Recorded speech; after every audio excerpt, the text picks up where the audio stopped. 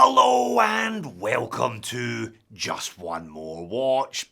And welcome today to a live unboxing style video of another watch that I purchased at the Wind Up Watch Show in New York last month. You've already seen one of them, the Far and Swift mixtape, an absolute little banger for only $35 US. This one, a little more expensive than that. It's a Formex Essence. Now, this is not the first Essence I've had on the channel. In fact, I think it is the 5th now. I first reviewed the 43mm stainless steel Essence all the way back in 2019, followed by a carbon and ceramic super light version of the same watch the next year. In 2021, I looked at the 39mm version of the Essence in stainless steel, and at the end of 22, I reviewed the 41mm ceramic Leggera version. So 43 steel, 43 carbon, 41 carbon and 39 steel. A great range of watches, but I always felt that there was one obvious one missing from the lineup. Ladies and gentlemen, finally they have released a 41mm version of the Essence in stainless steel. That is the watch that I bought in New York. Now, you saw the pop-up. I did pay for this, but the brand did give me a discount, just so we're clear. So, two questions then today. Which of the 4 colours did I go for? And why did it take them 6 years to release this watch? Let's flip the camera and find out. Okay, let's get into it. Now, why am I only unboxing this watch now if I bought it in New York last month? Well, they didn't have the colour that I was after of this Essence 41 stainless steel with them in New York, so they shipped it out a week or so after the show ended. It also looks like they shipped me a bunch of other stuff. Welcome to Team Formex. Thank you very much, Team Formex. I am familiar with all of these straps. I wasn't necessarily expecting any of them, so I'll give you a bit of a strap fashion show later on. The rubber one particularly is, I think, a cracker. But what colour did I go for? Well, what colours are available? Well, these are the 4 colour options.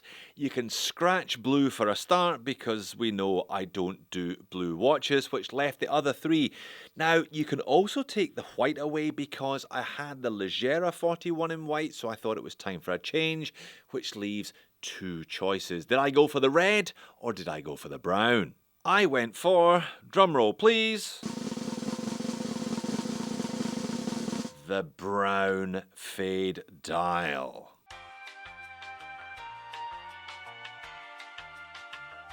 The reason I went for the brown is because I thought I would probably get more wear out of a brown dial watch long term than I would out of a red dial watch long term. I don't have any brown in my collection at the moment, but I do have several red pieces. All right, what else do you get? You get a Formex screwdriver. You get 1 spare link. Now, why only 1 spare link? Because the watch actually is sized for me. Formex offer that option. You enter your wrist size on their website and they will size it for you from the factory. Very nice indeed. A little warranty card here and COSC certification. I think the first Formex Essence that I reviewed way back in 2019 was not a chronometer, but they have upgraded the movement to a SW200 chronometer grade. All right, let's peel off the last of these stickers then. In theory, I should be able to pop it straight on wrist after giving it a wind. And there we go, fits like a glove. That is customer service. Yeah, that brown dial is lovely. No regrets whatsoever about my colour choice. I'll get it out in some natural light before the end of the video. So as this is now the mid-size stainless steel Essence, the 41, let's talk dimensions. They're always important, but perhaps today they are more important than usual. 41mm in diameter, 10.8mm thick, which is not bad at all, with a 47.2 lug to lug. Now, 20mm between the lugs. All 3 Essence models have 22mm lugs. There is a bit of a taper down to 20 at the clasp. Reprofile clasp as well, by the way. I'll be back to discuss it in just a second or two. As sized for my 7-inch wrist, it weighs 151 grams. I reckon spot on for this style of all stainless sports watch. 100 meters of water resistance and a screw down crown that is flat sapphire crystal with anti-reflective undercoating, and the movement, as discussed, Sellita SW200 COSC chronometer grade.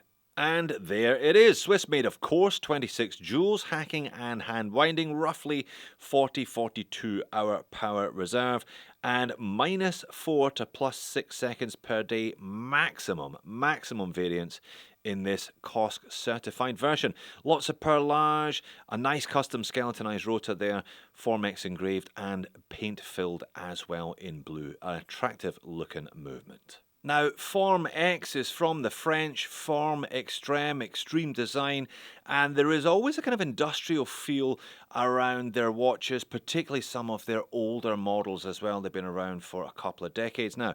Now, a lot of brands, these kind of screws on the dial of a watch are there for cosmetic effect, but not so Formex. They actually form part of a suspension system. There are a couple of patents involved in this one. There's one in the clasp, which I'll show you in just a second, and one in the deployant clasp of the leather straps as well. So this is more pertinent on a stainless steel bracelet. If you're wearing it on a rubber strap, something with a bit of flex involved, it's not as important. Really, it's so that when the watch is on wrist and you're kind of flexing around, if you're wearing it at the knuckle, you get a little bit of relief that way. This is new for the 41. Now, one of the problems with a butterfly clasp stainless steel bracelet is you're stuck to sizing it via full links, but not so in this case because, there you go, we have just activated both sides of this micro adjust system. Effectively, it's a micro adjust system anyway. Let's do that one more time slowly. So you just pull, you just exert a little bit of force on either side of the bracelet, and there is one notch. There is the second notch on the other side. A nice and neat solution to the butterfly clasp problem. Finishing is very nice, as you would expect at a watch at this price. More on that later. Super fine brushing on the lugs and the mid case, and a lovely, very slender, high polish chamfer running from lug tip to lug tip. I've always thought that the bracelets on these though were a real standout. Again, high polish edges there. Keep that high polish line flowing across the bracelet and across the case. And yeah, like I said, a little bit thicker on the clasp here, but it's nice that they have the logo on one side and the brand name on the other side. All right, let's go macro. Let's have a look at the dial and hands under one of my other lenses. Essentially, it's the same dial and hand set carried over throughout the range. So if you have seen any content on the 43 or the 39, or even the Legeras up to this point, it's pretty much the same.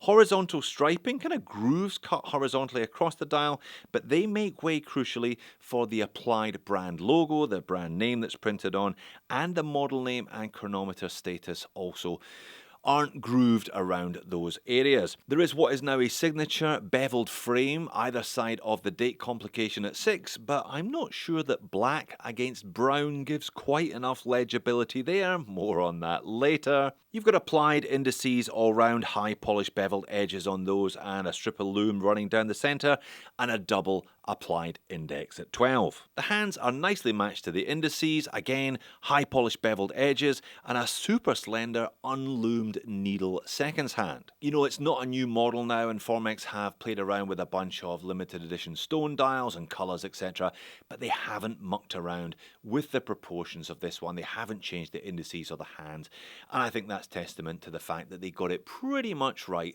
the first time around. Lume, there's plenty of BGW9 Superluminova on 2 of the 3 hands and all of those applied indices. It looks good initially and it does last fairly well. Most definitely on par with what you would expect for this style of watch. Okay then, strap fashion show. Formex offer the essence on a bunch of different choices, including this lovely bracelet and a whole bunch of straps besides, including numerous shades of leather strap. I guess the kind of brown strap, brown dial is one of the more conservative options available, but it does rather suit the watch. Now, they are all supplied on this very natty deployant clasp, mixture of stainless steel, there's some carbon fibre in there, and ceramic ball bearings keep the whole thing running long term.